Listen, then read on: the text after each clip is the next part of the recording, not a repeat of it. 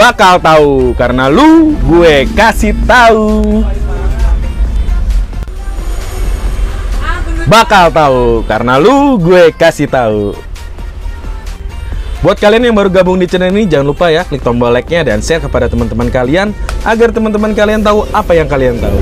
Dan juga jangan lupa klik tombol subscribe-nya tentunya agar kalian tidak ketinggalan video-video berikutnya dari kita.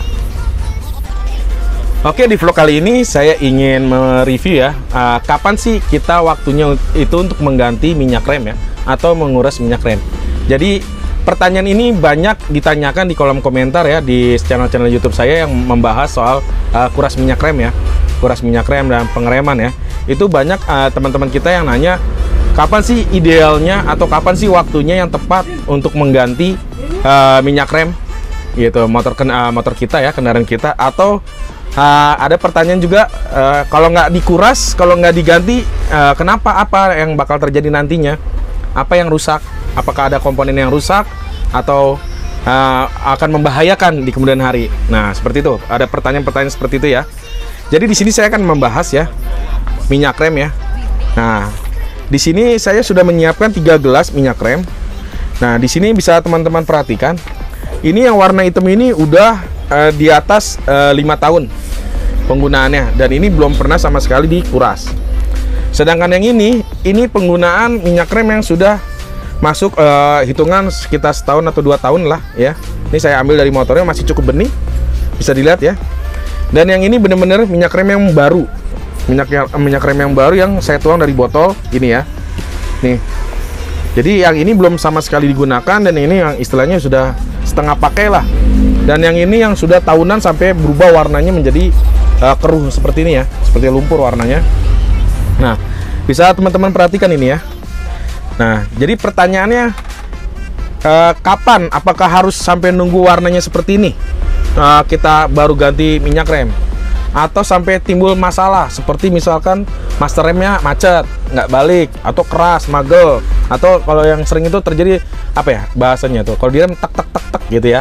Kalau kita rem nggak, kita tarik rem, tuas remnya nggak langsung rem, kita tarik sedikit lagi langsung blek gitu. Nah, itu juga penyebabnya salah satu adalah kerusakan seal master rem dari minyak rem yang tidak pernah dikuras. Jadi dia tuh banyak endapan kotoran dan juga banyak kandungan uap air. Nah, sebenarnya yang merusak seal master rem itu adalah uap air itu sendiri ya. Jadi si piston itu, si karet seal master rem itu di dalam itu dia jadi lebih panas, suhunya lebih tinggi karena terlalu banyak uap air. Uap air itu timbul dari minyak rem itu sendiri ya. Jadi untuk di dot 3 itu mempunyai titik didih 245, sedangkan untuk di dot 4 itu sendiri memiliki titik didih 255 ya. Jadi titik didihnya lebih tinggi di dot 4 ya, 255. Jadi untuk uap air itu sendiri bakal timbulnya itu bakal jarang di dot 4 ya, dan bakal banyak terjadi di dot 3 ya, karena titik didihnya agak lebih rendah dari dot 4. Nah, jadi uap airnya akan lebih banyak, akhirnya menimbulkan banyak kotoran, endapan ya, yang akan mengganggu seal master rem itu bekerja. Jadi dia nyangkut, nanti jadi juga cepet haus si seal master remnya. Nah, jadi kapan idealnya? Kalau untuk hitungan kilometer ya, paling tidak itu 10 sampai 20 ribu kilometer untuk penggantian minyak rem itu sendiri ya. Kalau misalkan range-nya tahun, mendingan kita ambil aja setahun sekali lah kuras minyak rem ya. Disesuaikan dengan kapasitas, disesuaikan dengan standar dari rem motor kita tersebut ya. Biasanya kita bisa lihat di tutup seal master remnya atau di tutup master remnya itu ada tulisannya ya, kita menggunakan dot 3 atau dot 4. Jadi kita kalau misalkan memang pakai dot 4 ya kita gunakan dot 4. Kalau dia ada dot 3 or dot 4, bisa pakai dot 3, bisa pakai dot 4. Seperti itu. Jadi paling tidak setahun sekali atau 10 sampai 20 ribu kilometer untuk pengurasan minyak rem itu akan lebih bagus. Jadi nanti seal master remnya bakal lebih awet ya, otomatis ya, karena kotorannya ibaratnya nggak sampai keruh begini nih, nggak sampai kotor seperti ini ya. Ini aja yang merah ini udah pemakaian 2 tahun ya, ini masih bening. Nah, lebih baik masih bersih seperti ini. Jadi juga selang-selangnya di dalam itu tidak istilahnya tidak ada banyak lumpur gitu, seperti itu. Karena akan membahayakan ya, apalagi yang pernah saya alami sini beberapa kasus nih customer saya itu dia sampai jatuh. Jadi kan ketika dia tarik tuas remnya tiba-tiba dia ngunci, klak, nggak udah dilepas, handle-nya tetap tidak balik ya, master remnya, akhirnya terjadi crash ya, kecelakaan, jatuh gitu. Nah, jadi lebih baik ini ya sepertinya yang sangat istilahnya terlupakan ya, perawatan maintenance ini nih, rem ini ya, untuk di dunia sepeda motor ya. Di motor ini sangat sering banget terlupakan. Kalau saya di sini menyarankan untuk penggantian minyak rem itu tidak mengikuti tahun. Tidak mengikutinya tadi setahun sekali ya, atau mengikuti 10 sampai 20.000 km. Kalau saya pribadi di sini menyarankan ketika kita mengganti kampas rem itu kita kuras minyak rem. Gitu. Kenapa? Karena gini loh. Minyak rem itu kan di atas ada tabung cadangan, terus dia turun ke bawah ya. Ketika kampas itu semakin tipis, minyak yang di atas itu kan turun ke bawah mengisi ruang yang kosong. Itu kan sistemnya hidrolik ya. Terus sampai kampasnya tipis, berarti kan semakin tipis kampasnya akan semakin banyak juga minyak rem yang turun dari atas ke bawah. Nah, itu minyak rem yang di bawah itu sudah otomatis terkontaminasi suhu yang tinggi, karena pengereman itu kan cukup membuat ini ya, suhu piringan, suhu kaliper di rem bawah itu suhunya cukup naik tinggi gitu ya, sehingga istilahnya kalau kita bisa bilang nih kemasak lah minyak remnya itu karena suhunya panas. Nah, ketika suhu panas itu misalkan kita pakai DOT 3 yang notabene dia sampai titik didihnya di 245, ternyata pengereman kita itu suhunya lebih dari 245, itu akan menimbulkan uap air yang cukup banyak. Nah, seperti itu teman-teman ya. Jadi ketika kita mengganti kapas rem depan ya, dispadnya kita ganti, kan kita akan tekan pistonnya mundur ke dalam. Pada saat kita tekan mundur ke dalam, otomatis yang minyak rem yang udah tadinya di bawah itu, yang sudah terlanjur turun ke bawah, akan tertekan dan naik lagi ke atas, ke tabung cadangan atau ke master rem yang ada di atas. Akhirnya tercampurlah semua minyak rem tersebut ya, sehingga akhirnya minyak rem yang sudah banyak uap airnya yang tadi di bawah akan tercampur sama minyak rem yang ada di atas, dan itu akan merusak seal master rem, karena otomatis kalau sudah ada uap air pasti juga ada korosi gitu ya dari gesekan. Jadi akan bakal timbul banyak korosi dari hasil gesekan antara seal dan rumah sealnya ya, seal master rem tersebut. Jadi kalau saya pribadi sarankan ketika kampas rem itu habis, lebih baik kita langsung ganti sekalian sama minyak remnya, kita kuras, itu akan jauh lebih baik. Nah, seperti itu ya teman-teman ya.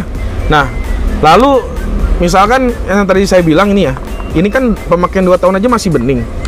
Terus kita bagaimana kita bisa tahu minyak rem ini sudah waktunya ganti?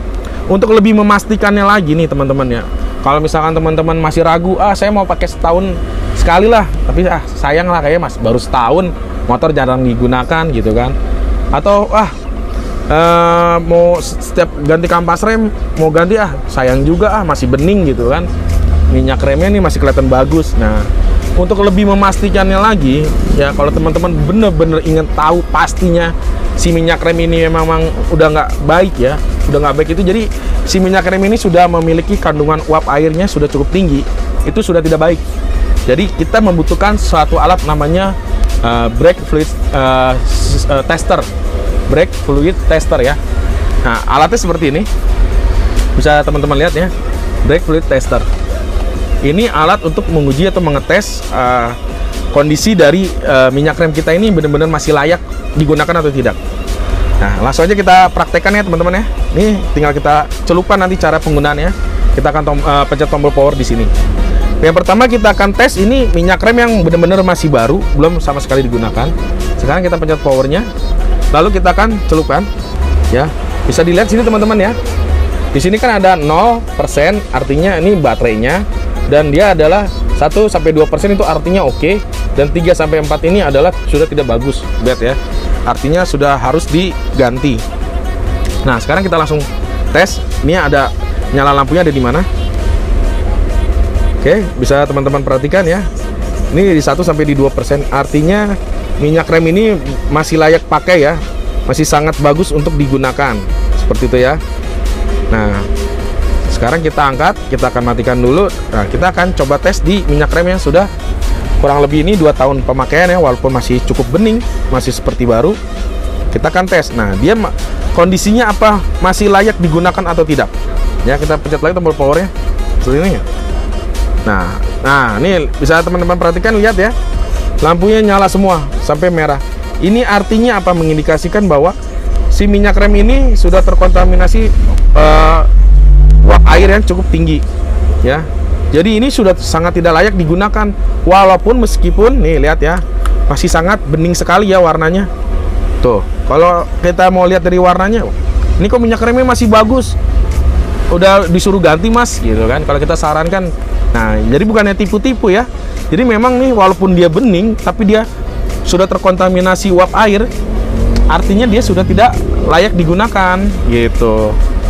Nah, ini yang udah di atas 5 tahun nih, yang nggak pernah dikuras sama sekali. Coba kita tes ya, kita celupkan. Sorry maaf, belum dihidupkan, kita hidupin dulu, lalu kita celupkan.